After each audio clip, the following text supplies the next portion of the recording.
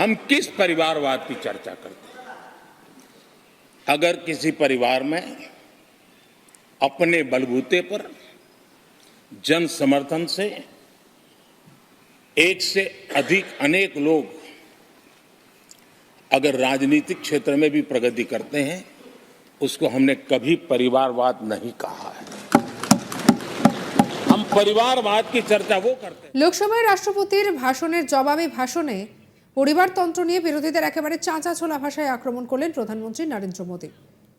সোমবার 5 ফেব্রুয়ারি সংসদের অধিবেশনে লোকসভার বিরোধী দলনেতা অধীর চৌধুরী দাবি করেন, বিজেপিও পরিবারতন্ত্রে বিশ্বাসী। অমিত শাহর ছেলে হিসেবে জয় শাহ বিসিসিআই এর সচিব হয়েছেন বলে দাবি করেন কংগ্রেসের লোকসভার দলনেতা অধীর চৌধুরী। এর জবাবে পরিবারতন্ত্র আসলে কি তার ব্যাখ্যা দেন মোদী। মোদী বলেন, যদি নিজেদের জোরে জনসমর্থন নিয়ে কোনো পরিবারের একাধিক ব্যক্তি রাজনৈতিক ক্ষেত্রে উন্নতি করেন, তাকে আমরা কখনোই পরিবারতন্ত্র বলিনি। আমরা তাকেই পরিবারতন্ত্র বলি যেখানে পার্টি চালায় একটি পরিবার। যে পার্টি একই পরিবারের লোকেদের অগ্রাধিকার দেয়, পার্টির সব সিদ্ধান্তই একই পরিবার নেয়, তাকেই পরিবারতন্ত্র বলে। রাজনাথ সিং বা অমিত শাহর পরিবারের কোনো রাজনৈতিক দল নেই। পরিবারতন্ত্রের রাজনীতি গণতন্ত্রের জন্য ক্ষতিকর। কি বলেছেন প্রধানমন্ত্রী নরেন্দ্র মোদী, শুনব। हम किस परिवारवाद की चर्चा करते हैं? अगर किसी परिवार में अपने बलबूते पर जन समर्थन से एक से अधिक अनेक लोग अगर राजनीतिक क्षेत्र में भी प्रगति करते हैं, उसको हमने कभी परिवारवाद नहीं कहा है। हम परिवारवाद की चर्चा वो करते हैं जो पार्टी परिवार चलाता है, जो पार्टी परिवार के लोगों को प्राथमिकता देती है, जो पार्टी के सारे निर्णय परिवार के लोग ही करते हैं, वो परिवारवाद है। न राजनाथ जी की कोई पॉलिटिकल पार्टी है, न अमित शाह की कोई पॉलिटिकल पार्टी है। और इसलिए जहां एक परिवार को पार्टियां लिखी जाती हैं, वो लोकतंत्र में उचित नहीं है। लोकतंत्र में पार्टी अनेक एक परिवार के 10 लोग राजनीति में आए, कुछ बुरा नहीं है। हम तो चाहते हैं नौजवान लोग आए।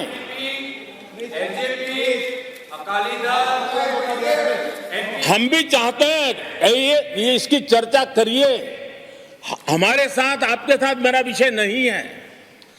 देश के लोकतंत्र के लिए परिवारवादी राजनीति, पारिवारिक पार्टियों की राजनीति, ये हम सबकी चिंता का विषय होना चाहिए। और इसलिए मैं किसी परिवार के 2 लोग अगर प्रगति करते हैं, उसको तो मैं स्वागत करूंगा। 10 लोग प्रगति करें, मैं स्वागत करूंगा। देश में जितनी नई पीढ़ी अच्छे लोग आए, स्वागत योग्य है। सवाल यह है कि परिवार ही पार्टियां चलाती है। पक्का है कि ये अध्यक्ष नहीं होगा तो उसका बेटा होगा, ये नहीं होगा तो उसका बेटा होगा। ये लोकतंत्र का खतरा है। और इसलिए अच्छा हुआ दादा, थैंक यू। ये विषय कभी बोलता नहीं था, आज बोल दिया मैंने। একই সঙ্গে এদিন মোদী জানান, সুস্থ গণতন্ত্রের পক্ষে শক্তিশালী বিরোধী থাকা খুবই জরুরি, কিন্তু বিরোধীর প্রধান সমস্যা হয়ে দাঁড়িয়েছে পরিবারবাদ।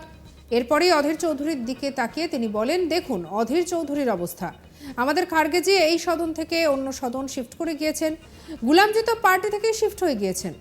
এরপর নাম না করে রাহুল গান্ধীকে খোঁচা দিয়েছেন প্রধানমন্ত্রী। তিনি বলেন, একই প্রোডাক্ট বারবার লঞ্চ করে করে কংগ্রেসের দোকানে তালা পড়ার সময় এসে গিয়েছে। কি বলছেন প্রধানমন্ত্রী নরেন্দ্র মোদী, শুনবো। आदरणीय अध्यक्ष जी, नेता तो बदल गए, लेकिन टेप रिकॉर्डर वही बज रही है, वही बातें, कोई नई बात आती नहीं, और पुरानी ढपली और पुराना राग वही चलता रहता है आपका। चुनाव का वर्ष था, थोड़ी मेहनत करते, कुछ नया निकाल करके लाते, जनता को जरा संदेश दे पाते, उसमें भी फेल गए आप। चलिए ये भी मैं सिखाता हूं। आदरणीय अध्यक्ष जी, आज विपक्ष की जो हालत होगी ना, इसकी सबसे दोषी कांग्रेस पार्टी है।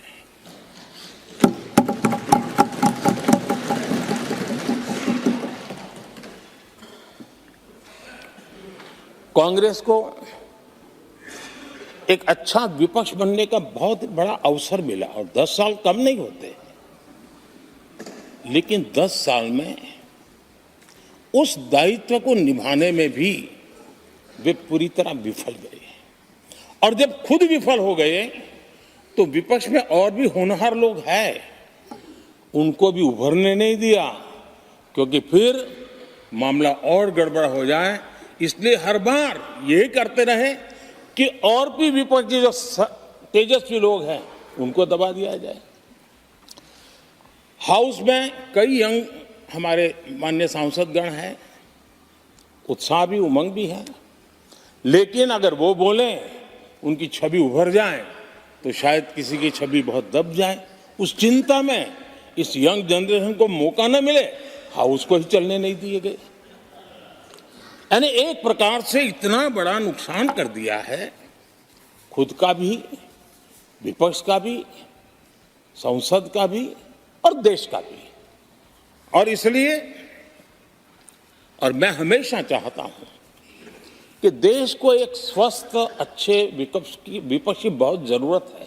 आपके यहाँ फिशरमैन माइनॉरिटी के ना हो सकता है आपके यहाँ पशुपालक माइनॉरिटी के ना हो सकता है किसान आपके यहाँ माइनॉरिटी के ना हो सकता है महिलाएं आपके यहाँ माइनॉरिटी में ना हो सकता है कि आपके यहाँ युवा में माइनॉरिटी। क्या हो गया है दादा? क्या देश के युवा जी की बात होती है? समाज के सब वर्ग नहीं होते हैं? क्या देश की नारी की बात होती है? देश की सभी नारी नहीं होती है? कब तक टुकड़ों में सोचते रहोगे? कब तक समाज को बांटते रहोगे? सब सीमा करो, बहुत तोड़ा देश को।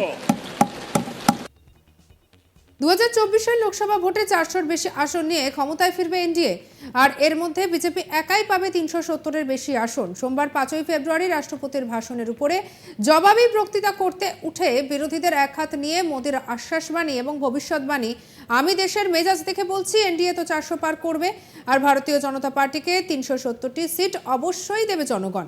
দুবার ওই কথা বলার পর মোদির সংযোজন, আমাদের তৃতীয় কার্যকাল অনেক বড় সিদ্ধান্ত নেবে। লালকেল্লা রাম মন্দির উদ্বোধনের সময় বলেছি দেশকে 1000 বছরের সমৃদ্ধির শিখরে দেখতে চাই। তৃতীয় কার্যকাল সেই 1000 বছরের মজবুতির কাজ হবে। ভারতবাসীর প্রতি আমার অপার ভরসা। কি বলেছেন শুনবো। और अब की बार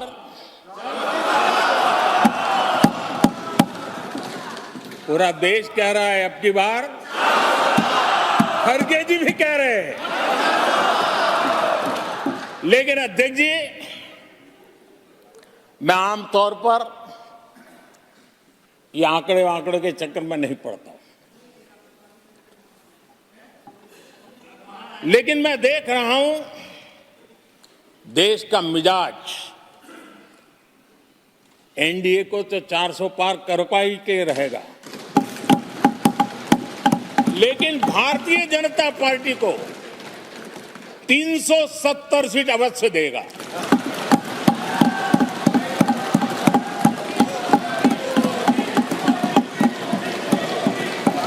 बीजेपी को 370 सीट और एनडीए को 400 पार।